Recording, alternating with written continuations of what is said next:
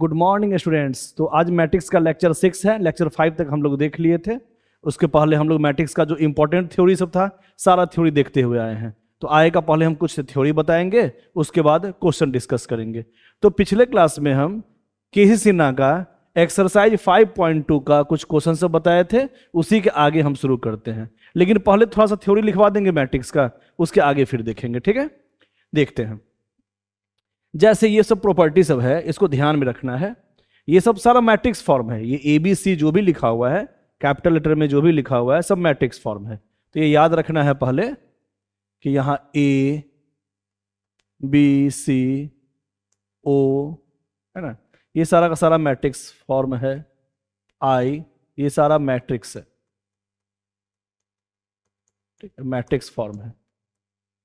जहां पे तुम लोगों को पहले से पता होगा कि O का मतलब जीरो मैट्रिक्स, जिसका सारा एलिमेंट जीरो हो। I का मतलब आइडेंटिटी मैट्रिक्स है ना, वो भी बताए हुए हैं, आगे हम फिर से डिस्कस करेंगे, अभी ध्यान देना। तो यहाँ पे जो भी ABCOI ये जो भी लिखा हुआ है, रिप्रेजेंट किया हुआ है, सब मैट्रिक्स है। मैट्रिक्स को हमेशा कैपिटल लेटर से रिप्रेजेंट करते हैं। उसी का हम लोग अभी पढ़ेंगे प्रॉपर्टीज। अब प्रॉपर्टीज में क्या होता है याद रखना। सबसे पहले प्रॉपर्टी यहां पे देखो, मान लो दो मैट्रिक्स है A और B, तो A multiply B is not equal to B multiply. दो मैट्रिक्स को जब हम लोग मल्टीप्लाई करते हैं तो वो कॉम्यूटेटिव लॉ को फॉलो नहीं करता है, मल्टीप्लीकेशन में फॉलो नहीं करता है, लेकिन एडिशन में करता है ना। ये सब पहले भी बता चुके थे, लेकिन दोबारा एक बार देख लो। A plus B is equal to B plus. दो मैट्रिक्स फॉर्म है तो तुम A प्लस बी लिखो या B प्लस A लिखो, अंतर नहीं पड़ता है। लेकिन A मल्टीप्लाई B और B मल्टीप्लाई A, कोई जरूरी नहीं है कि A मल्टीप्लाई जो आएगा वही B मल्टीप्लाई A आएगा, है ना। इसको याद रखना है। इसके बारे में आगे हम लोग और देखेंगे डिटेल में। तो इसको याद रखना है। पॉइंट जो भी पॉइंट लिखवा रहे हैं ना प्रॉपर्टी में मैट्रिक्स का, सब पॉइंट को, एक एक पॉइंट को अच्छे से याद रखना। सिंपल भी लग रहा होगा, भारी लग रहा होगा, जैसा भी लग रहा होगा, लेकिन लिखना जरूर है ना। लिखोगे तभी समझ में आएगा, उसके बाद सोच सोच के समझना जो भी समझा रहे हैं। वैसे इसका प्रॉपर्टी से है तो बहुत आसान, लेकिन याद रखना है सारा थ्योरी सब, है ना। कि मैट्रिक्स जो चैप्टर है ना वो पूरा थ्योरी वाला चैप्टर है। शुरुआत में क्या होता है, लगता है बहुत आसान चैप्टर है, लेकिन इतना चीज इसमें लिखा हुआ है तो उसको याद रखना कुछ मुश्किल हो जाता है। खासकर तब जब हम अगला चैप्टर पढ़ेंगे डिटर्मिनेंट, उससे जब हम इसको रिलेट करेंगे, क्योंकि दोनों एक तरह से भाई भाई है। मैट्रिक्स और डिटर्मिनेंट दोनों लगभग एक ही टाइप का चैप्टर है। उस समय नहीं समझ में आता है कि मैट्रिक्स में वो चीज पढ़े थे, फिर डिटर्मिनेंट में पढ़े थे, है ना। ये बाद में नहीं समझ में आते रहता है। इसीलिए जो भी थ्योरी लिखवाते हैं एक एक पॉइंट सबको अच्छे से याद रखना। तो ये हम लोग प्रॉपर्टी अभी पढ़ रहे हैं। अभी यहाँ पे ABCIO जो भी रिप्रेजेंटेशन है वो सब क्या है, मैट्रिक्स फॉर्म है। और ये सब उसका ऑर्डर लिखा हुआ है, ये तो सबको पता है। ये मैट्रिक्स फॉर्म है, इसका ऑर्डर M/N N/P जो भी लिखा हुआ है। तो डिस्कस करते हैं। तो ये तो हम लोग पहले से जानते थे कि दो मैट्रिक्स का multiplication A multiply B B multiply A के बराबर नहीं होता है। अच्छा, एक चीज और कि कभी कभी A multiply B equal to B multiply A हो सकता है, लेकिन कभी कभी को हम लोग फॉर्मूला नहीं कहते हैं, वो तो एक्सेप्शन केस होता है। जो हमेशा सही होता है उसी को फॉर्मूला कहते हैं, उसी को फॉर्मूला के फॉर्म पे हम लोग लिखते हैं। जैसे स्टूडेंट कहेगा ना कि sir A multiply B equal to बहुत जगह पे B मल्टीप्लाई A के बराबर हो जाता है, तो वो तो एक्सेप्शन केस है ना, वो अलग चीज है। लेकिन अगर A plus B equal to B plus A लिख दिए, इसका मतलब हुआ कि ये हमेशा बराबर होगा, इसलिए लिख दिए, है ना। इसका मतलब ये नहीं। अब जैसे देखो, ध्यान देना, जैसे sine square theta plus cos square theta equal to 1, ये हमेशा 1 होता है। थीटा के जगह पे तुम कुछ भी पुट करोगे ना, साइन 45 कॉस 45 साइन 45 1/√2 स्क्वायर लग गया तो 1/2, अब प्लस कॉस 45 भी 1/√2 स्क्वायर लग गया तो 1/2, तो 1/2 प्लस 1/2 1। तुम थीटा कुछ भी रखोगे हमेशा 1 ही आएगा, क्योंकि ये फॉर्मूला होता है। जब भी फॉर्मूला हम लोग पढ़ते हैं तो वो हर वेरिएबल फॉर्म के लिए वैलिड होता है। जैसे थीटा बराबर अगर हम 30 डिग्री पुट करेंगे, 30 डिग्री साइन 30 1/2 का स्क्वायर 1/4 और कॉस 30 √3/2 उसका स्क्वायर 3/4, तो हम एलसीएम लेंगे तो 1 + 3 4/4, ये 1 हो जाएगा। 1 = 1 तो होता है। तो फॉर्मूला का मतलब होता है जो हमेशा सही हो, आइडेंटिटी कहो या फॉर्मूला कहो, है ना। हाँ, तो ये हमेशा सही नहीं होता है, वो कभी कभी सही हो जाता है। इसका मतलब ये नहीं कह देना कि sir A B equal to B A होता है। A B equal to B A होता है कभी कभी, हम मानते हैं, लेकिन वो फॉर्मूला नहीं है, इसीलिए वो कभी हो भी सकता है कभी नहीं भी हो सकता। अब तुम जैसे हम तुमको कहेंगे क्या कि साइन थीटा इक्वल टू, याद कर जाओ, 1/2 होता है, साइन थीटा इक्वल टू 1/2 होता है, याद कर जाओ। तो ये तो नहीं होता है, हाँ, लेकिन कुछ एंगल के लिए तो 1/2 होता है। थीटा इक्वल टू अगर हम 30 डिग्री पुट करेंगे यहाँ, या 150 पुट करेंगे, या और भी बहुत सारा एंगल अगर हम पुट करेंगे तो 1/2 तो आएगा। तो ये थीटा के 30 डिग्री और 150 डिग्री के लिए तो 1/2 पॉसिबल है, लेकिन फिर भी इसको फॉर्मूला नहीं कहेंगे, है ना। ये तो कुछ फॉर्म के लिए वैलिड है, मात्र थीटा के कुछ एंगल के लिए वैलिड है। तो जो कुछ एंगल के लिए वैलिड होता है उसको फॉर्मूला जैसे हम लोग याद नहीं करते, जो हमेशा वैलिड होता है उसी को हम लोग फॉर्मूला मानते हैं। इस बात को स्पष्ट रूप से याद रखना, इसमें बच्चा कंफ्यूज करता है कि सर इतना इक्वल टू कभी कभी तो होता है। तो याद रखना, फॉर्मूला का मतलब जो हमेशा सही है, एक्सेप्शन केस तो सब में होता है ना। तो ये हमेशा बराबर नहीं होता है, इसलिए हम लोग लिखते हैं फॉर्मूला में A B is not equal to B. ठीक है, उसको याद रखना है। हाँ, यहाँ क्या क्या लिखा हुआ है देखो तो, यहाँ लिखा हुआ है A B C equal to A B C, लेकिन दोनों में अंतर है, यहाँ ब्रैकेट लग गया बी सी में और यहाँ ब्रैकेट लग गया ए बी में। इसका मतलब तुम पहले बी सी को मल्टीप्लाई कर दो मैट्रिक्स फॉर्म का, मान लो ए बी सी 3 मैट्रिक्स है और बी सी 2 मैट्रिक्स है, उसको मल्टीप्लाई कर दो, फिर आगे ए रख के बाद में मल्टीप्लाई करो, क्योंकि यहाँ पे देखो ध्यान से, कभी भी हम लोग जानते हैं जब ब्रैकेट लग जाता है तो पहले ब्रैकेट पे काम होता है, पहले बी से सी का मल्टीप्लाई करेंगे, बाद में ए आगे रख के मल्टीप्लाई करेंगे, या पहले ए बी को मल्टीप्लाई करो बाद में सी से मल्टीप्लाई करो, यहाँ पे कोई दिक्कत नहीं है। एसोसिएटिव लॉ इसको कहते हैं, एसोसिएटिव लॉ को यहाँ फॉलो होता है। एडिशन में भी होता था, हम लोग जानते थे कि एडिशन में भी एसोसिएटिव लॉ फॉलो होता था। तुम बी प्लस सी करो या ए प्लस बी करो, कोई दिक्कत नहीं है। और मल्टीप्लीकेशन में भी ऐसा होता है, तुम बी सी को पहले मल्टीप्लाई करो बाद में ए को रख के मल्टीप्लाई करो, या पहले ए बी को मल्टीप्लाई करो बाद में सी से मल्टीप्लाई करो मैट्रिक्स का, उससे कोई अंतर नहीं। ठीक है, मतलब मल्टीप्लीकेशन में भी एसोसिएटिव लॉ फॉलो होता है, एडिशन में तो होता ही था, मल्टीप्लाई में भी ऐसा हो। ठीक है, अब यहाँ पे डिस्ट्रीब्यूटिव लॉ भी यहाँ फॉलो होता है। तुम 2 मैट्रिक्स को पहले जोड़ लो या घटा लो, उसके बाद आगे ए रख के मल्टीप्लाई कर दो, या ए multiply B plus minus A multiply C, ऐसा काम करो बात पर। तो लॉ सबको सीधे याद कर जाना है, इसका यूज हम लोग आगे देखेंगे, अभी क्वेश्चन में ध्यान देना है, घबराना नहीं है, हम बताएंगे सारा इसका यूज क्या है वो भी बताएंगे। तो पहले अगर ब्रैकेट लगा हुआ है तो तुम, इसका मतलब क्या हुआ, तुम बी प्लस सी पहले जोड़ लो उसके बाद ए से मल्टीप्लाई करो, या ए बी और ए सी मल्टीप्लाई करने के बाद बीच में प्लस करके जोड़ लो, बात बराबर है। मतलब ए इंटू बी प्लस सी करो या ए बी प्लस ए सी करो, बात एक ही है। जैसे मैथ में हम लोग करते थे, ए को अंदर ले जाओ तो ए बी और प्लस या माइनस जो भी रहेगा ए सी, तुम ऐसे करो, या बी सी को पहले जोड़ के ए से मल्टीप्लाई करो, बात है ना। ये सबको याद रखना है, सीधे याद कर लेना है। इसका यूज जब देखेंगे ना हम आगे तो और बढ़िया से समझ में आएगा। तत्काल कॉपी में लिख लो और क्वेश्चन जब बनाएंगे तब देखेंगे। ठीक है, अब यहां क्या लिखा हुआ है, ये कोई मैट्रिक्स है ए, इसका ऑर्डर दिया हुआ है m रो n कॉलम और i का मतलब होता है आइडेंटिटी मैट्रिक्स, इसका ऑर्डर कितना लिखा हुआ है n का मतलब n/n। स्क्वायर मैट्रिक्स में क्या होता है, हम लोग एक ही फॉर्म लिखते हैं, जैसे यहाँ I3 लिख दिया, इसका मतलब 3 रो 3 कॉलम, एक ही अगर लिखेगा ना यहाँ एलिमेंट फॉर्म, मतलब ये एक तरह से दिखाता है number of row number of column को। अगर n ही लिख दिया इसका मतलब क्या हुआ, n ही नंबर ऑफ रो भी है और n he number of column भी है। तो I3 का मतलब 3/3, In का मतलब n/n, मतलब n ही रो है n ही कॉलम है, नंबर ऑफ रो भी n ही है, नंबर ऑफ कॉलम भी n ही।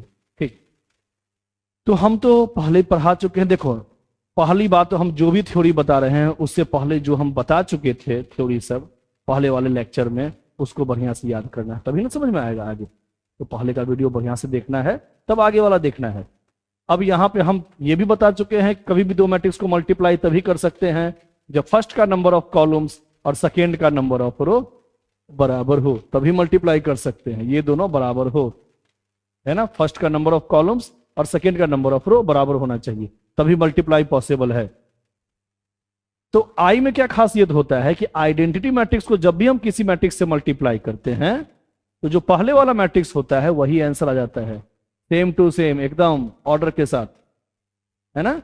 मतलब हम कह सकते हैं कि जैसे मैथमेटिक्स में वन ट्रीट करता है ना, वैसे ही मैट्रिक्स चैप्टर में आइडेंटिटी मैट्रिक्स ट्रीट करता है। वन मल्टीप्लाई एनीथिंग वही थिंग, है ना। One multiply any matrix same matrix. तो यहां आई को वन जैसा ट्रीट करो ना, वन जैसा मान लो ना, अपने समझ में आ जाएगा, है ना। तो किसी भी मैट्रिक्स को आई से मल्टीप्लाई करेंगे तो सेम टू सेम पहले वाला ही मैट्रिक्स आ जाएगा। हाँ, लेकिन एक चीज तो होना चाहिए ना कि मल्टीप्लाई करने के लायक होना चाहिए। लायक का मतलब दो मैट्रिक्स को मल्टीप्लाई तभी कर सकते हैं जब फर्स्ट का नंबर ऑफ कॉलम्स और सेकेंड का नंबर ऑफ रो बराबर होना चाहिए, है ना। इस कंडीशन को याद रखना। और आई से जब भी मल्टीप्लाई करते हैं किसी भी मैट्रिक्स में तो सेम पहले वाला मैट्रिक्स ही आ जाता है। आगे भी देखना है। अब तुम ए मल्टीप्लाई आई करो या आई मल्टीप्लाई ए करो या सीधे ए लिखो, बात बराबर है। मतलब यहां पे कॉम्यूटेटिव लॉ को फॉलो कर रहा है। सर आप तो बताए थे कि A B is not equal to B A होता है। अब आई को तुम पहले रखो या आई को तुम बाद में रखो, आंसर सेम ही आता है। तो यहां कॉम्यूटेटिव लॉ को फॉलो कर रहा है। बात समझ में आ रहा है ना, कॉम्यूटेटिव लॉ को यहां पे फॉलो हो रहा है।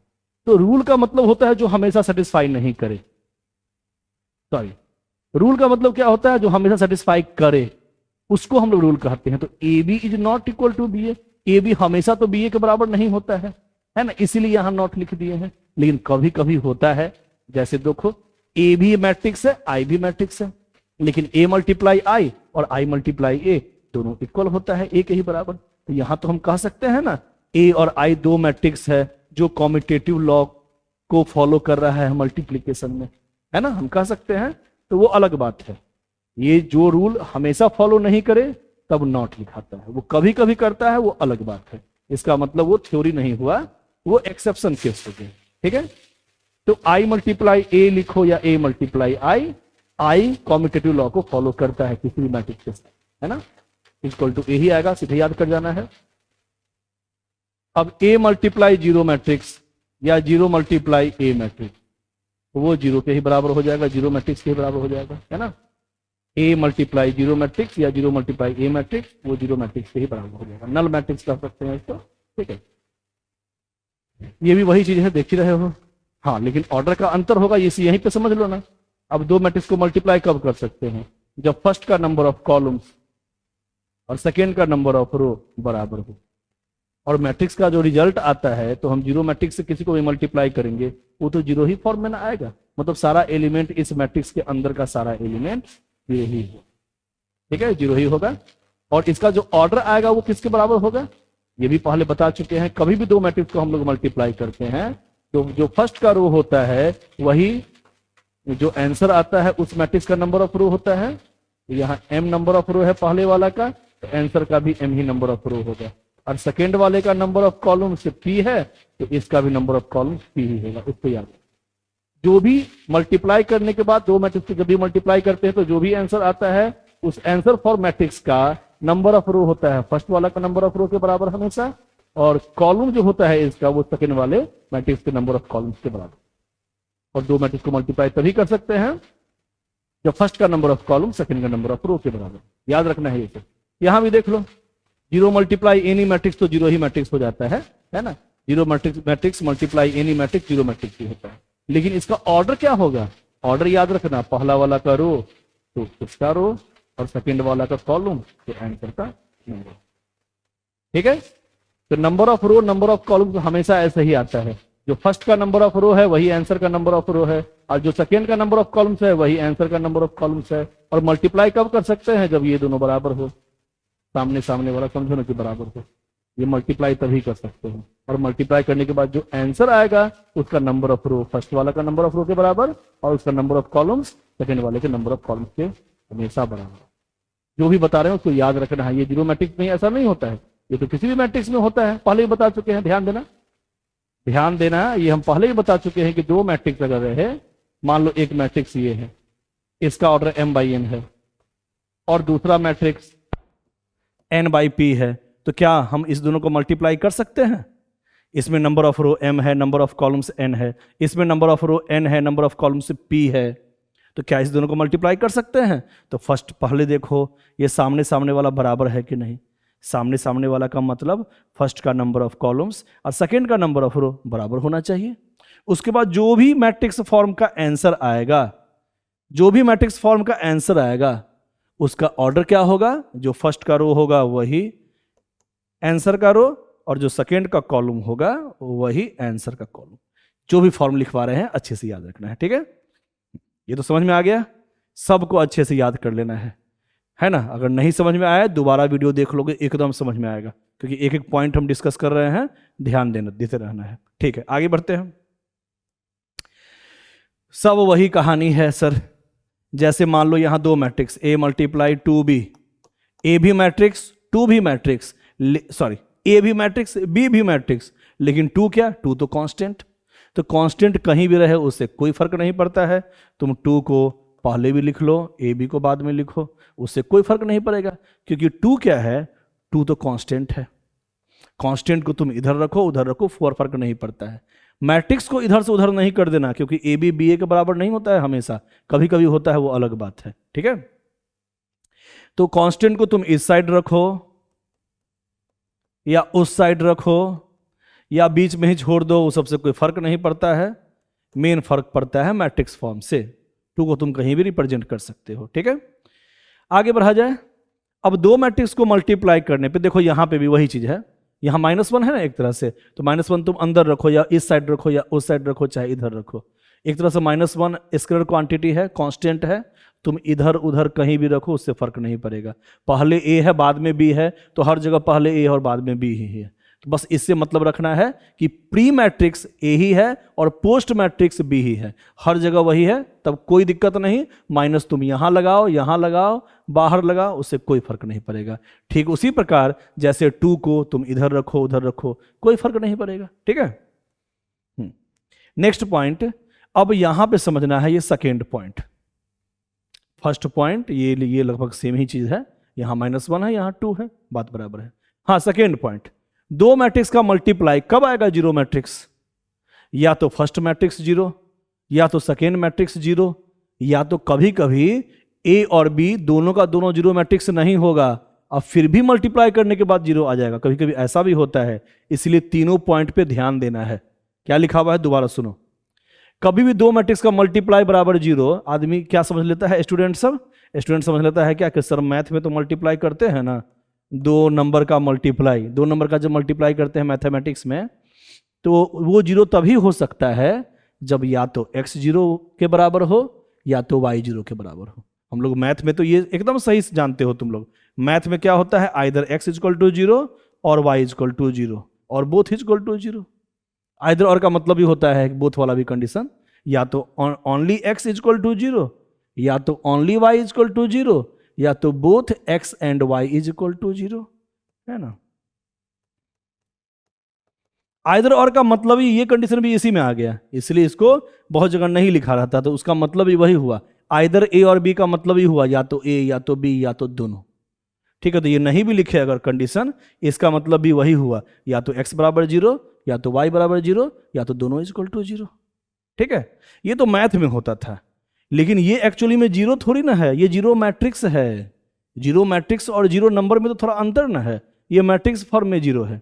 तो मैट्रिक्स फॉर्म में क्या होता है? A मल्टीप्लाई B जीरो बहुत केस में आ सकता है, या तो A बराबर जीरो, या तो B बराबर जीरो, या तो दोनों बराबर जीरो, या तो दोनों में से कोई जीरो नहीं। सर ये क्या कह रहे हैं? A मल्टीप्लाई B बराबर जीरो मैट्रिक्स है तो कम से कम A या B में से एक तो जीरो मैट्रिक्स होना चाहिए। बिल्कुल नहीं, ऐसा कोई जरूरी नहीं है, जीरो हो भी सकता है, जीरो नहीं भी हो सकता है। सर एग्जाम्पल से समझाइए, ध्यान देना, एग्जाम्पल से हम समझा रहे हैं। मान लो एक कोई मैट्रिक्स है, देखना, हाँ zero matrix multiply zero matrix तो जीरो मैट्रिक्स होगा ही, या दोनों में से कोई एक अगर जीरो मैट्रिक्स है तो जीरो होगा ही, लेकिन उसके अलावा दूसरे केस में भी होगा। अगर ए बी जीरो मैट्रिक्स नहीं है फिर भी जीरो के बराबर हो सकता है, वही तो ध्यान देना है तुम लोग को, है ना? ध्यान देना, अगर ए कोई मैट्रिक्स है, मान लो हम लिखते हैं 0 1 2, चाहे 0 1 0, एकदम आसान हम एक तरीका से बता रहे हैं, ध्यान देते रहना। जीरो जीरो जीरो, एकदम हम आसान एग्जाम्पल ले रहे हैं। क्या ये जीरो मैट्रिक्स है, पहले बताओ तो। क्या ये जीरो मैट्रिक्स है? जीरो मैट्रिक्स नहीं है, क्योंकि अगर जीरो मैट्रिक्स होता तो सारा एलिमेंट ही जीरो होता। इसका मतलब ए जीरो मैट्रिक्स नहीं है। एकदम आसान हम एक एग्जाम्पल दे रहे हैं।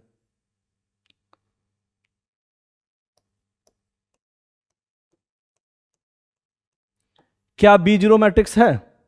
ए भी जीरो मैट्रिक्स नहीं है, बी भी जीरो मैट्रिक्स नहीं है, क्योंकि जीरो मैट्रिक्स का मतलब सारा एलिमेंट जीरो होना चाहिए। सारा एलिमेंट जीरो नहीं लिए हैं, एक एक छोड़ दिए हैं तुम लोगों को समझाने के लिए, ध्यान देना। अब ए मल्टीप्लाई बी करो तो ए को बी से मल्टीप्लाई करो। मल्टीप्लाई करने आता है ना, पहले बता चुके हैं, है ना, तो इसमें दिक्कत नहीं होना चाहिए। मैट्रिक्स का मल्टीप्लिकेशन हम तुम लोग को बता चुके हैं, कैसे मल्टीप्लाई करते हैं। फर्स्ट रो को फर्स्ट कॉलम में, हमेशा याद रखना फर्स्ट मैट्रिक्स में रो वाइज होगा और सेकेंड में हमेशा कॉलम वाइज होगा, इतना कम से कम याद रखना। फर्स्ट में रो वाइज और सेकेंड में कॉलम वाइज, ये हमेशा याद रखना। चलो इस तीनों से इस तीनों में मल्टीप्लाई करो, तो zero multiply zero zero, plus one multiply zero zero, plus zero multiply one zero. अब इस तीनों से इस तीनों में करो, zero plus one multiply zero zero, plus zero, है ना। अब इस तीनों से इस तीनों में करो, zero plus zero plus zero. अब इस तीनों से करो इस तीनों में, और बीच में प्लस प्लस करते जाते हैं ना, तो zero plus zero plus zero, मतलब जीरो ही आएगा। ये तीनों से इसमें जीरो ही आएगा, जीरो ही आएगा। इस तीनों से इसमें करो, zero plus zero plus zero, zero आएगा। फिर इसमें मल्टीप्लाई करो जीरो, फिर बीच में प्लस करके जीरो, फिर बीच में प्लस करके जीरो, तो जीरो प्लस जीरो, है ना, जीरो ही आएगा। फिर थर्ड रो से थर्ड कॉलम में जीरो ही आएगा। तो देखो तो ध्यान से, अब ये नहीं कहना कि सर मल्टीप्लाई कैसे कर रहे थे। मल्टीप्लाई अगर बहुत बढ़िया से देखना है कैसे करते हैं, तो पहले वाले वीडियो में हम बहुत बढ़िया से बताए हुए हैं, उसको देख लेना है। हम हमेशा फर्स्ट में रो वाइज फर्स्ट रो लेते हैं और तीनों कॉलम में पहले कर देंगे, सारे कॉलम में, फर्स्ट रो से सारे कॉलम में, और सामने सामने को मल्टीप्लाई करते जाते हैं और बीच में ऐड करते जाते हैं। तो जीरो, वन मल्टीप्लाई जीरो तो जीरो, तो मतलब zero plus zero plus zero. अब इस तीनों से इस तीनों में करेंगे तो zero plus zero plus zero, फिर इस तीनों से इस तीनों में करेंगे तो zero plus zero plus zero. ऐसे ही सेकेंड से अब तीनों में करेंगे तो नीचे लिखेंगे, फिर थर्ड से तीनों में करेंगे तो नीचे लिखेंगे, बता चुके हैं। अब इसमें देखो तो ध्यान से, सारा एलिमेंट जीरो आया कि नहीं? Zero plus zero plus zero तो जीरो ही होता है। देखना, यही चीज सब सीखना है तुम लोग को। यहां पे दो मैट्रिक्स का मल्टीप्लाई जीरो तो आया, इसको हम लोग जीरो मैट्रिक्स कहते हैं, ठीक है। लेकिन क्या यहां पे जरूरी था कि ए भी जीरो हो और बी भी जीरो हो? ए तो जीरो मैट्रिक्स नहीं था, क्योंकि सारा एलिमेंट जीरो नहीं था। सारा एलिमेंट होता है जीरो, तभी उसको जीरो मैट्रिक्स कहते हैं, या इम्प्टी मैट्रिक्स या नल मैट्रिक्स कहते हैं, है ना।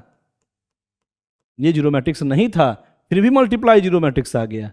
वही यहां पे लॉजिक लिखा हुआ है, दो मैट्रिक्स का मल्टीप्लाई जीरो अगर संभव है तो कोई जरूरी नहीं है कि ए और बी में से कोई जीरो ही हो, नॉन जीरो भी हो सकता है। ए और बी दोनों का दोनों नॉन जीरो भी हो सकता है, मतलब जीरो मैट्रिक्स नहीं भी हो सकता है ना। लॉजिक सबको सब अच्छे से समझना है। इसको मिटा रहे हैं, ठीक है। एक चीज हम समझाते हैं थोड़ा, अब जो भी लिखवाते हैं ना एग्जाम्पल सब, ये नहीं कि हम मिटा दिए तो तुम भी नहीं लिखो, ऐसा नहीं है। जो भी हम एग्जाम्पल सब बता रहे हैं सब कॉपी में लिखना है, नहीं तो हो जाएगा दिक्कत, ठीक है। हाँ देखना, अच्छा एक बात अभी हम जो पीछे बताए थे कि आइडेंटिटी मैट्रिक्स को किसी से भी मल्टीप्लाई करते हैं तो फिर से वही मैट्रिक्स हो जाता है, इसका भी एग्जाम्पल देख लेते हैं हम लोग, ठीक है। इसका भी एग्जाम्पल देख लेते हैं जो पहले हम लोग देखे थे, कि किसी भी मैट्रिक्स को 1 2 3 कोई भी ले लो, कोई भी एक मैट्रिक्स ले लिए। अब तुम लोग को ये देखना है कि कोई भी मैट्रिक्स को a multiply I is equal to A ही कैसे आता है, चाहे i multiply A is equal to A ही कैसे आता है ना। ये तुम लोग अपने से वेरीफाई कर सकते हो, हम पहले बताए थे, लेकिन अभी हम फिर से इसका एग्जाम्पल से बता रहे हैं कि किसी भी मैट्रिक्स में अगर आइडेंटिटी मैट्रिक्स से मल्टीप्लाई करेंगे तो फिर से वो सेम टू सेम वही मैट्रिक्स आ जाएगा, ठीक है। ध्यान देना, आइडेंटिटी मैट्रिक्स तो ऑर्डर 3 ही होना चाहिए, याद है ना, हम बताए थे आइडेंटिटी मैट्रिक्स का मतलब होता है ऐसा स्क्वायर मैट्रिक्स। आइडेंटिटी मैट्रिक्स का मतलब ऐसा स्क्वायर मैट्रिक्स जिसका मेन डायगोनल्स का एलिमेंट सारा 1 के बराबर हो और बाकी सारा एलिमेंट 0 हो, है ना। तो ये I3, अभी I3 का यूज किए हैं, 3 by 3 ऑर्डर है, 3 रो 3 कॉलम, क्योंकि ये भी 3 by 3 था। तो number of columns number of row बराबर होना चाहिए। तो आइडेंटिटी मैट्रिक्स तो हमेशा स्क्वायर फॉर्म में होता है ना। तो आइडेंटिटी मैट्रिक्स यहाँ पे तो हम 3/3 का लेंगे तभी तो मल्टीप्लाई कर सकते हैं। तो जरा मल्टीप्लाई करके देखो तो a मल्टीप्लाई आई a के बराबर होता है कि नहीं, है ना। पहले हम इसका थ्योरी बताए हैं अभी जस्ट कि a मल्टीप्लाई आई लिखो या i मल्टीप्लाई a लिखो या a लिखो, बात बराबर है। उसी को एक बार वेरीफाई कर लेते हैं एग्जाम्पल से। हाँ, जरा मल्टीप्लाई करना, कैसे करते हैं मल्टीप्लाई, इस तीनों से इस तीनों में करो, सामने सामने को मल्टीप्लाई करते जाओ और बीच में प्लस का साइन लगाते जाओ। तो 1 multiply 1 1 plus 2 multiply 0 0 plus 3 multiply 0 0, तो प्लस 0 तो 0 ही हो गया। अब इस तीनों से इसमें करो, फर्स्ट में हमेशा रो वाइज, और फर्स्ट रो से पहले तीनों कॉलम में हम लोग करते हैं मल्टीप्लाई का तरीका हमेशा याद रखना है, फर्स्ट रो से तीनों कॉलम में करते हैं। इससे इसमें किए हैं तो 1 + 0 + 0, फिर इस तीनों से इस तीनों में मल्टीप्लाई करो और बीच में ऐड करते जाओ। तो 1 multiply 0 0 plus 2 multiply 1 2 plus 3 multiply 0 0, फिर इस तीनों से इस तीनों में करो तो हो जाएगा 0 प्लस 2 मल्टीप्लाई 0 0 प्लस 3 मल्टीप्लाई 1 3। ठीक है, अब इसका बारी आया, पहले फर्स्ट रो से तीनों कॉलम में कर लिए, खत्म बात। अब सेकेंड रो से तीनों में करो, इसी तीनों में, तो इससे इसमें करो तो 4 + 0 + 0 4 हो जाएगा। फिर इस तीनों से इस तीनों में करो तो 0 + 5 + 0 5 हो जाएगा। फिर इस तीनों से इस तीनों में करो तो 0 + 0 + 6 6 हो जाएगा। फिर इस तीनों से इस तीनों में करो तो 7 + 0 + 0 7। अब इस तीनों से इस तीनों में करो तो 8। अब इस तीनों से इस तीनों में करो 9। अब जो भी रिजल्ट आया देखो तो क्या हो गया, तुम ही लोग देखो, 1 2 3 4 5 6 7 8 9, एकदम ए वाला ही फॉर्म आ गया, जो ए था वही फॉर्म आ गया। इसका मतलब a मल्टीप्लाई आई ए होता है। वेरीफाई खुद से भी कर सकते हैं, कोई भी फॉर्मूला है उसका वेरिफिकेशन खुद से भी कर सकते हैं, कुछ एग्जाम्पल लेके कर सकते हैं, बढ़िया समझ में आ जाएगा तब, है ना। तो ये सब जो भी एग्जाम्पल लिखवा रहे हैं लिख लेना है। मल्टीप्लाई तो आ रहा था, खुद से करोगे मल्टीप्लाई, अपने आप समझ में आ जाएगा कि किसी भी मैट्रिक्स में अगर आइडेंटिटी मैट्रिक्स से हम मल्टीप्लाई करते हैं तो वो फिर से वही मैट्रिक्स आ जाता है। लेकिन मल्टीप्लाई तो तभी कर सकते हैं जब फर्स्ट का नंबर ऑफ कॉलम्स और सेकंड का नंबर ऑफ रो बराबर हो। तो इसमें 3 कॉलम था, इसमें 3 रो था, तो इसमें 3 रो रहेगा तभी तो हम मल्टीप्लाई कर सकते हैं, है ना। तो इसमें 3 रो तो 3 कॉलम भी होगा, क्योंकि आइडेंटिटी मैट्रिक्स में हमेशा number of row number of column बराबर होता है, पहले हम थ्योरी बता चुके हैं। ठीक है, तो अभी मल्टीप्लाई करके देखे हैं, तो मल्टीप्लाई किए हैं तो फिर से a के ही बराबर आ गया। ठीक है, तो प्रॉपर्टी सबको याद कर लेना है, क्वेश्चन आगे देखेंगे ही हम लोग। हाँ, ये क्या क्या लिखा हुआ है देखना। अब यहां पे लिखा हुआ है कि किसी भी मैट्रिक्स का पावर फॉर्म रहे, मान लो n+1 रहे, और यहां n इंटीजर है, फ्रैक्शन में नहीं है पावर, यहां कभी फ्रैक्शन में पावर नहीं दिखेगा। मैट्रिक्स चैप्टर में जो भी पावर दिखेगा वो हमेशा इंटीजर, पॉजिटिव इंटीजर में दिखेगा, याद रखना है इस चीज को। यहां जो भी पावर फॉर्म है वो पॉजिटिव इंटीजर ही होगा। तो a का पावर n+1 को हम लिख सकते हैं a का पावर n इंटू a का पावर 1। ठीक है सर, ये तो लिख ही सकते हैं, तो मैथ में भी लिखते थे कि मल्टीप्लाई में बेस सेम होता है तो पावर ऐड होता है ना।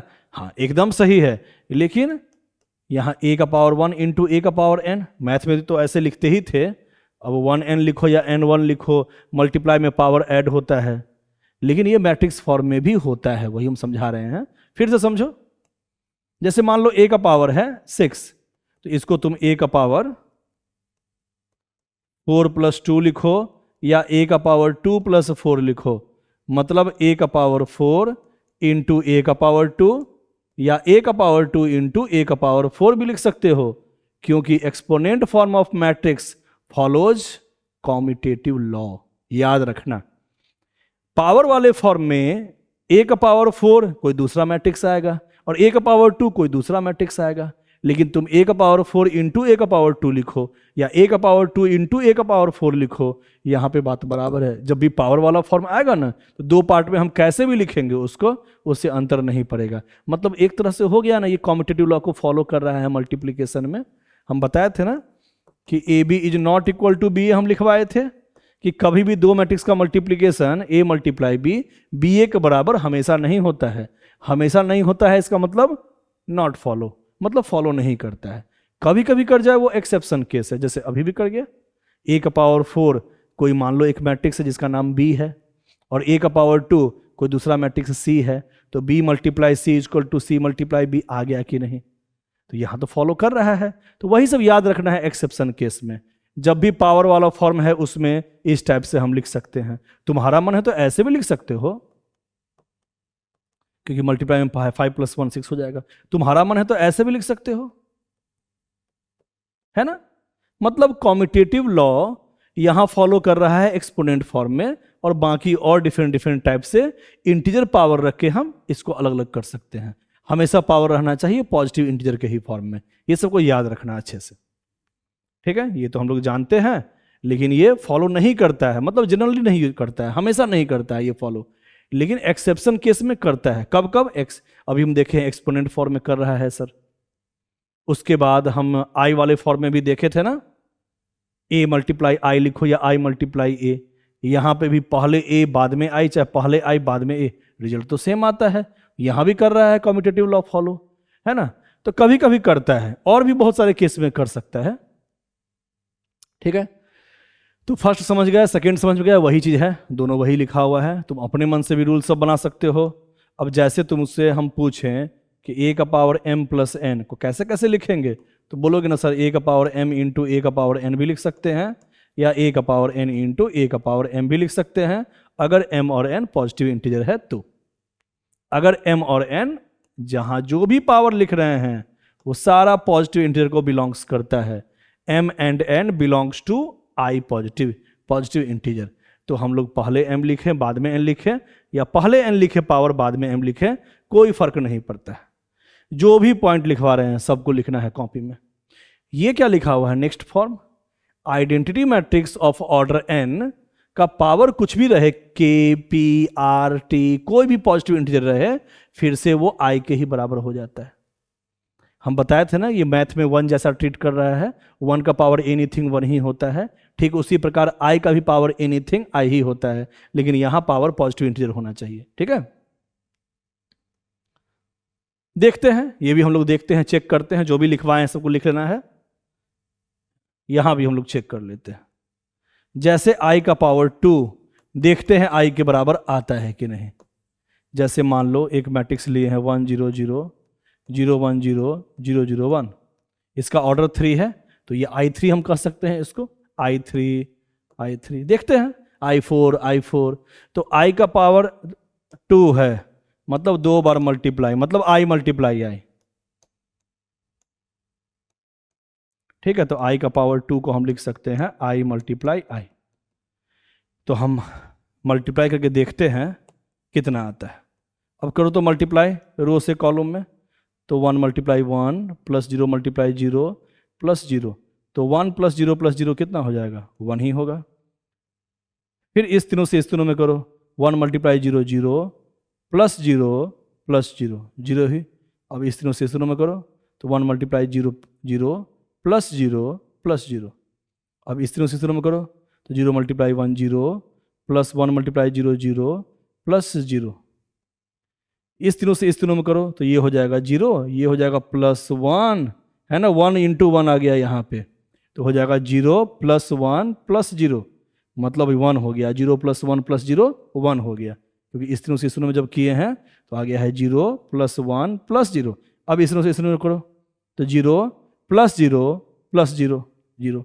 अब इस तीनों से इस तीनों में करोगे तो 0 आएगा, फिर इससे इसमें करोगे तो 0 इंटू 1 0 और 1 इंटू 0 0, 0 प्लस 0 प्लस 0 0 आएगा।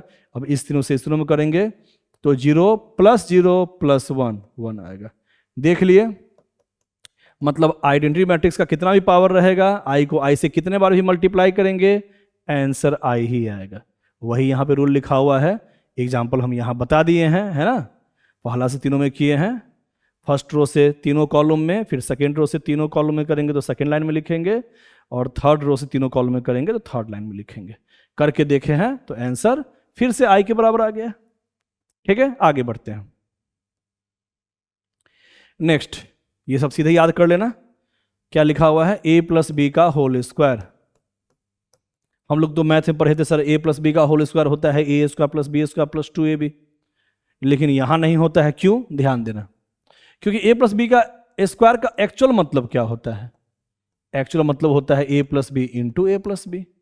जब हम मल्टीप्लाई करेंगे मैट्रिक्स में, यहाँ ए बी सब मैट्रिक्स है, तो A multiply A square plus A multiply B A B plus B multiply A अब plus B multiply B square. अब मैट्रिक्स में हमेशा ए बी और बी ए तो बराबर होता नहीं है, इसीलिए इसी फॉर्म में यहां पे लिखा हुआ है। समझ में आ गया? अब ऐसे ही इसमें भी देखो, इसमें भी मन में ही सोच लो ना, ए इंटू ए स्क्वायर, ए से बी में करेंगे तो माइनस ए बी, और फिर बी से ए में करेंगे तो प्लस बी ए, अब plus B into minus B हो जाएगा minus B square. A B और बी ए कटेगा नहीं, क्योंकि ए बी बी ए बराबर नहीं होता है। अगर मैथ में होता -2 + 2, वो कट के 0 हो जाता है, सीधे आंसर आता है ए स्क्वायर माइनस बी स्क्वायर। ये एक तरह से मैट्रिक्स जो फॉर्म है वो एक तरह से मैथ फॉर्म नहीं है, ये लॉजिक फॉर्म है, इसका अलग प्रॉपर्टी चलता है। इसलिए बाबर हम बोल रहे हैं कि ये मैथ में पढ़ोगे, ये मैट्रिक्स में पढ़ोगे, क्योंकि हम मैथ है 100% इसको मैथमेटिक्स कैलकुलेशन नहीं मानते हैं, इसका अपना प्रॉपर्टी है, अपना रूल है। तो जनरल हम लोग कंपटीशन का जब तैयारी करते हैं, न्यूमेरिकल्स बनाते हैं, उसमें तो सीधे लिखते हैं ए प्लस बी इंटू ए माइनस बी ए स्क्वायर माइनस बी स्क्वायर। लेकिन एक्चुअल में जब मल्टीप्लाई करते हैं तो मैथ में 2 × 3 लिखो या 3 × 2 लिखो, -6 + 6 तो कट जाता है। लेकिन मैट्रिक्स में माइनस ए बी मतलब ए बी बी ए के बराबर होता ही नहीं है, तो ये दोनों बराबर चीज नहीं है। प्लस माइनस में सेम मैग्नीट्यूड नहीं है, एक माइनस में एक प्लस में सेम मैग्नीट्यूड नहीं है, ए बी का अलग वैल्यू बी ए का अलग वैल्यू, ठीक है। तो इसलिए यहां पे नहीं कट सकता है, यहां ए स्क्वायर माइनस बी स्क्वायर के बराबर नहीं हो सकता है। कभी कभी हो जाए वो अलग बात है, जब कम्यूटेटिव लॉ को फॉलो करेगा, जब ए बी बी ए के बराबर हो जाए वो अलग बात है, लेकिन जनरली ऐसे ही याद रखना है, जो भी बता रहे हैं वैसे ही याद रखना है, ठीक है। आगे बढ़ते हैं। हाँ, इंपॉर्टेंट फॉर्म सब आ रहा है, इसको बढ़िया से याद रखना है।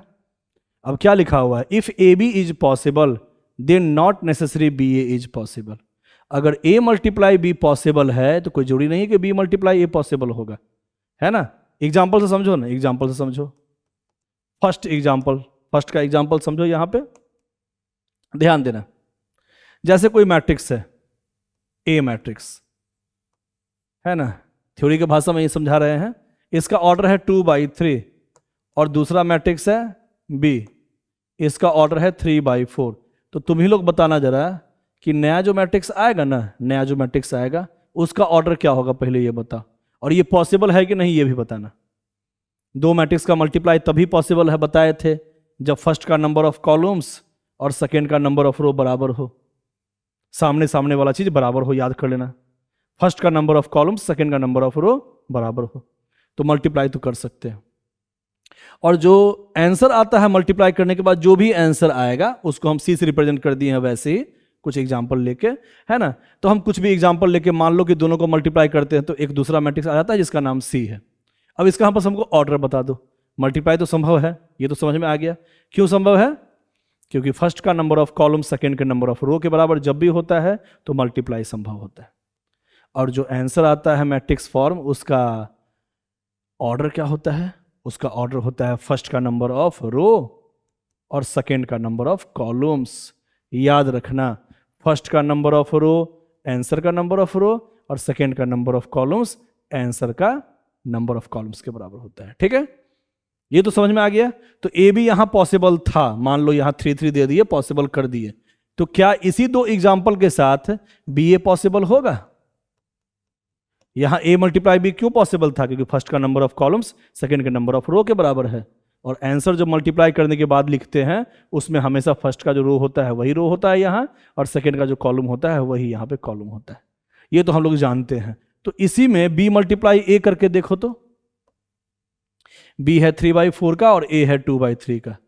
अब तुम ही बताओ, अगर बी को हम पहले रख दिए, ए को बाद में रख दिए, क्या अब मल्टीप्लाई करेंगे तो संभव होगा? नहीं होगा, क्योंकि फर्स्ट का नंबर ऑफ कॉलम्स अब आ गया 4 और सेकेंड का नंबर ऑफ रो आ गया 2। 4 2 बराबर नहीं है, इसका मतलब यहां मल्टीप्लीकेशन ही संभव नहीं है ना। इसमें मल्टीप्लीकेशन ही संभव नहीं है। एग्जाम्पल से बता देते हैं, घबराओ नहीं, एग्जाम्पल से बताते हैं। देखो, मान लो ए मैट्रिक्स है 2/3 का, मतलब 2 रो और 3 कॉलम,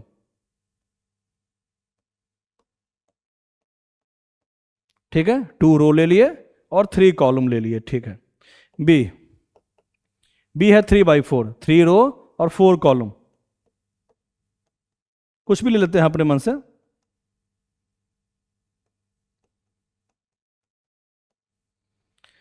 हाँ, अब ए और मल्टीप्लाई बी संभव है कि नहीं, पहले ये देखो तो जरा, ए मल्टीप्लाई बी बस संभव है कि नहीं, मल्टीप्लाई नहीं करना है यहां, बस संभावना देखना है। फर्स्ट का number of A multiply B क्यों संभव है, फर्स्ट का नंबर ऑफ कॉलम्स और सेकेंड का नंबर ऑफ रो बराबर है, तो मल्टीप्लाई करके देखोगे भी ना, तो जब ए को हम बी से मल्टीप्लाई करेंगे तो सबको पता है जब भी मल्टीप्लाई करते हैं तो फर्स्ट का रो है ना, फर्स्ट मैट्रिक्स का रो और सेकेंड मैट्रिक्स का कॉलम वाइज मल्टीप्लाई होता है हमेशा। तो इस तीनों से इस तीनों में मल्टीप्लाई तो संभव है, 1a + 5b + 9c है ना, फिर इस तीनों से इस तीनों में करेंगे मल्टीप्लाई तो संभव है ना। लेकिन इसी में अगर b मल्टीप्लाई a करते, ध्यान देना, b मल्टीप्लाई a करते तो पहले तो b को लिखते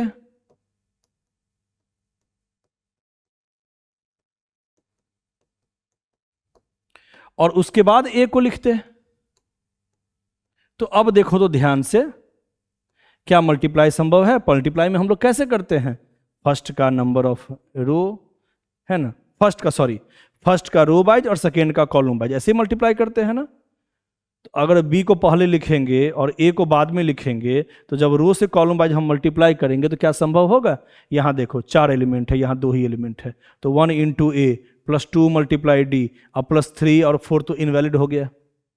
इसीलिए याद रखना कि फर्स्ट का number of a multiply b यहां संभव था, क्योंकि ये भी देख लो फिर से, a b c d e f और b लिखे हुए थे 1 2 3 4 5 6 7 8 9 10 11 12। ध्यान देना, यहां मल्टीप्लाई संभव है फर्स्ट का रो वाइज और सेकेंड का कॉलम वाइज, इसमें भी 3 एलिमेंट इसमें भी 3 एलिमेंट, मल्टीप्लाई संभव है। लेकिन जब b मल्टीप्लाई ये करते हैं तो इसमें 4 एलिमेंट इसमें 2 ही एलिमेंट, तो 4 से 2 में मल्टीप्लाई नहीं हो सकता है, यहाँ 4 एलिमेंट है तो यहाँ भी 4 ही एलिमेंट आना चाहिए था।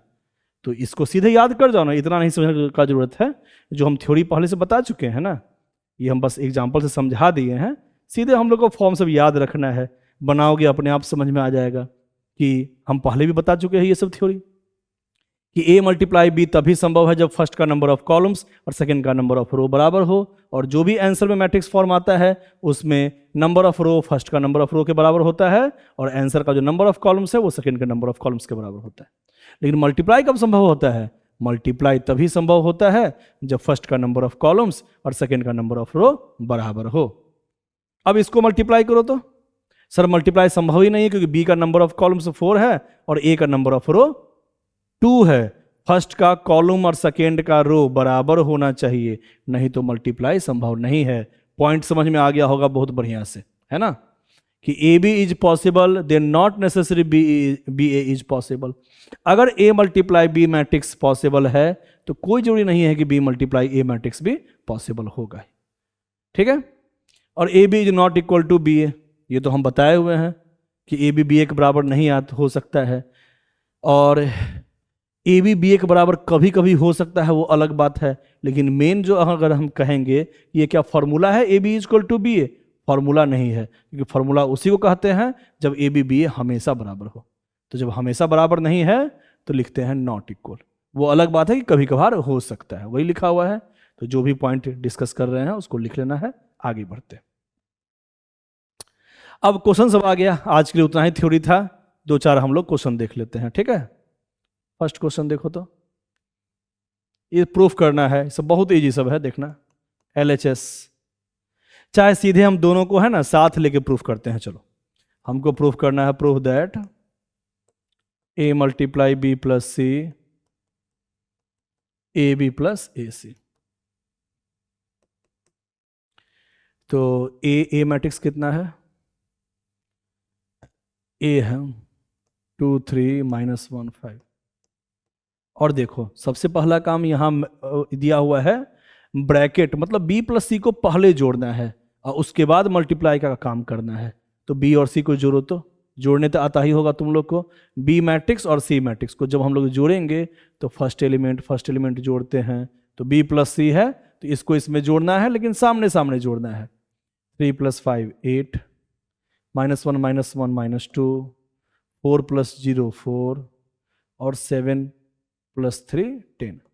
हम B + C का काम कर दिए, सबको सामने सामने जोड़ दिए, है ना, same position element plus same position element हम कर दिए।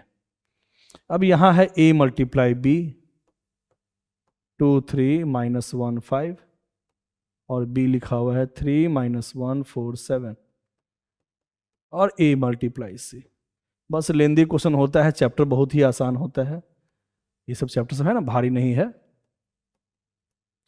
सबका वैल्यू पुट कर दिए हैं, ए बी जो भी है, ए सी जो भी है, सब वैल्यू हम सीधा पुट कर दिए हैं। ए यहाँ लिख दिए हैं, बी और सी को जोड़ के यहाँ लिख दिए हैं, यहाँ A × B और यहाँ A × C लिख दिए। अब कैसे करते हैं मल्टीप्लीकेशन? रो से कॉलम वाइज, ठीक है। तो फर्स्ट रो से फर्स्ट कॉलम में करेंगे, 2 × 8 16 + 3 × 4 12।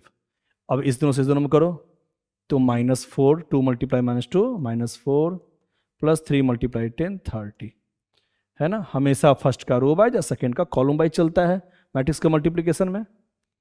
अब इससे इसमें करो तो -1 × 8 -8 + 5 × 4 20, ठीक है। अब इससे फर्स्ट कॉलम में किए हैं और इससे सेकेंड कॉलम में करेंगे तो -1 × -2 + 2 हो जाएगा और 5 × 10 50 हो जाएगा। यहां करो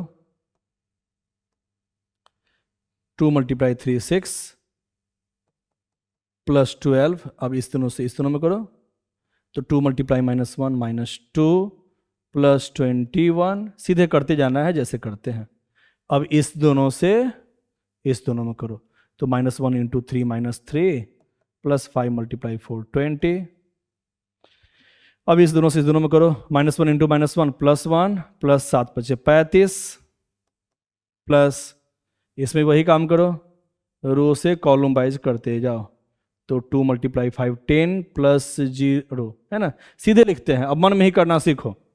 2 × 5 10 अब +3 × 0 0, तो 10 + 0 कितना हो जाएगा 10। अब इस दोनों से इस दोनों में करो तो -2 + 9 -2 + 9 7। अब इस दोनों से इस दोनों में करो तो -5 + 0 -5। अब इस दोनों से इस दोनों में करो तो 1 + 15 16, है ना। मन में भी कर सकते हो, धीरे धीरे स्पीड को, है ना, बढ़ाना है। इसको जोड़ो, अब जैसे है लिख दो ना सीधा, 28, इसको जोड़ो 26 12 52, ये कितना था 18, ये 17, ये 19, ये 36। सीधे भी जोड़ सकते हो, ये दोनों +10 और ये दोनों +7, ऐसे भी जोड़ सकते हो, हम आराम से बता रहे हैं, ठीक है। 10 7 -5 16। अब जोड़ो तो यहां पे 28 12 26 52, 18 + 10 28, 19 + 7 26, वो आएगा ही, सीधे यहां से छाप दो ना यहाँ पे, क्या 17 - 5 कितना होगा सर 12 होगा। आज 36 + 16 कितना होगा सर 52 होगा। देखो बराबर आया कि नहीं। तो वही तो हम बताए थे कि डिस्ट्रीब्यूटिव, है ना, पहले हम लिखवा चुके हैं कि डिस्ट्रीब्यूटिव लॉ को फॉलो करता है। A × B + C में AB + AC ये फॉलो करता है, तो प्रूफ तो होगा ही, है ना। प्रूफ तो होगा ही क्योंकि ये सब हम फॉर्मूला आज लिखवाए हैं, सारा जो भी लिखवाए हैं प्रॉपर्टी सब याद रखना है। तो वही प्रॉपर्टी का यूज सिखलाया है कि ऐसा होता है, आप प्रूफ करके देख लीजिए, विश्वास नहीं हो रहा है तो। ये सब एग्जाम में भी आता है, बहुत इजी क्वेश्चन सब है, लेकिन एग्जाम में आता है, मतलब बहुत आसान चैप्टर है, इसको और अच्छा करना जरूरी है, स्कोरिंग टॉपिक सब है ना। नेक्स्ट A + B का होल स्क्वायर। अब इसमें क्या करना है, इसको कैसे प्रूफ करना है, चलो हम बता ही देते हैं। देखो इसको घर पे भी ट्राई कर सकते हो, ये सब भारी नहीं है, ये सब एकदम ही भारी नहीं है। A + B, तो हम इसको कैसे प्रूफ करेंगे, हमेशा याद रखना पहले होगा ब्रैकेट का काम, और इधर लिखा हुआ है A² + 2AB, है ना, लिख ही देते हैं, चलो +B², बताना अब सब बन जाना चाहिए। अब यहां पहले ब्रैकेट का काम करेंगे, A और B को जोड़ेंगे, तो A और B को जोड़ो तो सामने सामने वाले एलिमेंट को जोड़ते जाओ तो 2 + 1 3, -1 + 4 3, -1 - 1 -2 और 2 + 1 3, ये a प्लस बी कर दिए, क्योंकि पहले काम होता है ब्रैकेट का। अब यहाँ a स्क्वायर लगा हुआ है, यहाँ a स्क्वायर 2 -1 -1 2 2ab, a है 2 -1 -1 2 और b है 1 4 -1 1 प्लस b स्क्वायर, b है 1 4 -1 1, इसका a स्क्वायर।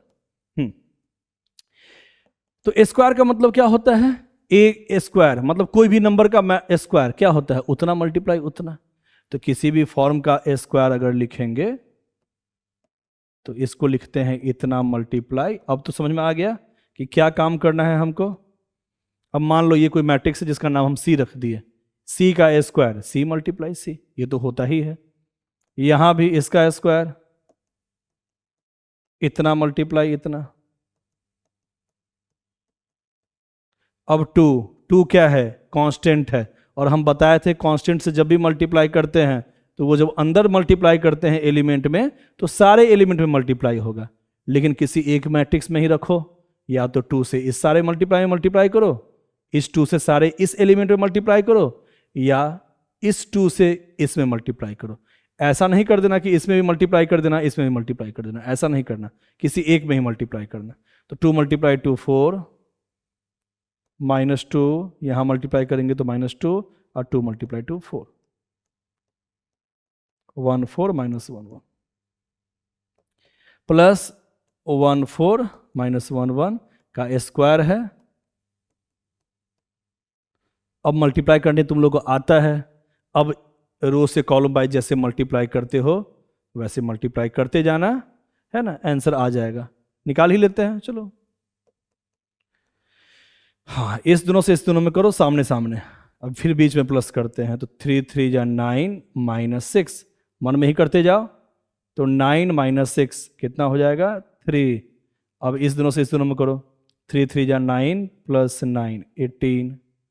अब इस दोनों से इसमें करो तो -6 -6 -12। अब इस दोनों से इस दोनों में करो तो -6 + 9 सर 3 होगा। अब इसमें भी करो, रो से कॉलम वाइज मल्टीप्लाई करते जाओ। तो 2 × 2 4 -1 × -1 +1, तो 4 + 1 सर 5 हो जाएगा। इस दोनों से इस दोनों में करो तो -2 -2 -4 होगा। फिर रो से कॉलम वाइज करो दोनों में तो -2 -2 -4। अब इस दोनों से इस दोनों में करो तो 1 + 4 है ना, -1 × -1 1 + 4 5 होगा। अब इसमें भी करो, इससे इसमें करेंगे तो 4 + 2 6। इस दोनों से इसमें करो 16 - 2 16 - 2 है ना। रो से कॉलम वाइज कर रहे हैं, जानते ही हो मल्टीप्लाई करना सीख गए हो है ना। तो 4 + 2 6, यहां हो गया 16 - 2 14। अब इस दोनों से इस दोनों में करो तो -2 -4 -6। अब इस दोनों से इस दोनों में करेंगे तो -8 + 4। अब इससे इसमें करो, रो से कॉलम वाइज तो 1 -4 -3। अब इसमें करो इस वाले में तो 4 + 4 8। अब इस दोनों से इसमें करो तो -1 -1 -2। अब इससे इसमें करो तो कितना आ गया? -4 और +1 -3। यहां तो हो गया। अब इसको जोड़ के देखो कि इसके बराबर आता है कि नहीं। फर्स्ट एलिमेंट को जोड़ो, 5 + 6 11 है ना, 11 + -3 मतलब 11 में से -3 घटाना है। तो इसको जोड़ेंगे तो 11 हो जाएगा, और प्लस इंटू माइनस -3, तो 11 - 3 कितना हो जाएगा? 8। अब सेकेंड को जोड़ो तो -4 + 14, इस दोनों को जोड़ेंगे तो हो जाएगा 10, और 10 + 8 18। अब इस दोनों को जोड़ो सामने सामने, -4 -6 और -2 को जोड़ेंगे 6 4 10 -10 -2 -12 हो जाएगा। और 5 -4 -3 कितना हो जाएगा? 5 -4 हो जाएगा 1, और 1 - 3 हो जाएगा -2। देख लो मैच किया क्या? नहीं सर मैच नहीं किया, नॉट इक्वल। तो यहां प्रूफ नहीं करना था, एक तरह से यहां हमको पूछ रहा था इस क्वेश्चन में कि क्या a प्लस बी का होल स्क्वायर होता है a square plus 2ab plus B square? नहीं हो रहा है, नहीं होता है। हम लोग पहले भी पढ़ चुके हैं कि क्यों नहीं होता है, ये भी देखे थे। देखो यहाँ पे कहाँ गया, a प्लस बी का whole square a square plus B square plus 2ab नहीं होता है, ab प्लस बी होता है। 2ab की जगह पे ab प्लस बी होता है। अगर 2ab लिखेंगे तो कभी क्वेश्चन का आंसर सही भी आ जाएगा, वो अलग बात है, लेकिन अधिकतर क्वेश्चन में गलती हो जाएगा क्योंकि ये रूल ही नहीं होता है। रूल का मतलब जो हमेशा फॉलो हो, तो ये तो हमेशा फॉलो होता है ना। तो a प्लस बी का होल स्क्वायर याद रखना है। मैथ में कैलकुलेशन में होता था a square plus B square plus 2ab, लेकिन मैट्रिक्स फॉर्म में a square plus B square plus ab plus B A, ऐसे याद रखना है। तो हम लोग अभी वेरीफाई किए हैं तो देख रहे हैं कि यहाँ पे सही नहीं आया, तो वही लिख देना है नो। इस क्वेश्चन के लिए तो ऐसा नहीं आया। ठीक है, आगे बढ़ते हैं।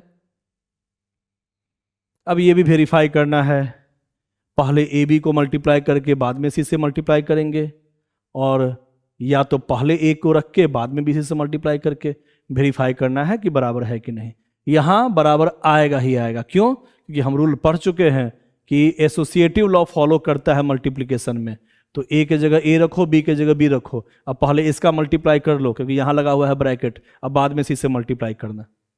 और इसमें पहले ए और पहले बी सी को मल्टीप्लाई कर लेना अंदर में, और फिर पहले ए रख के उसके बाद मल्टीप्लाई करना, और करके चेक करना कि होता है कि नहीं। होना तो चाहिए, ये रूल कहता है, ऐसा रूल होता है मतलब हमेशा सेटिस्फाई करेगा। तो ये खुद से बना के देखना, ये तुम लोग जान चुके हो अब कैसे कैसे बनता है। ट्राई करना, नहीं बनेगा फिर हम बताएंगे। फिर नेक्स्ट क्वेश्चन 10 का भी बना के देखना। इसमें थोड़ा सा ट्रिग्नोमेट्री का फॉर्म लगेगा, अगर नहीं आएगा तो फिर हम अगले क्लास में इसको डिस्कस करेंगे, है ना। 9 से ही अगले क्लास में हम डिस्कस करेंगे। आज के लिए इतना ही। Okay, thank you. ठीक है।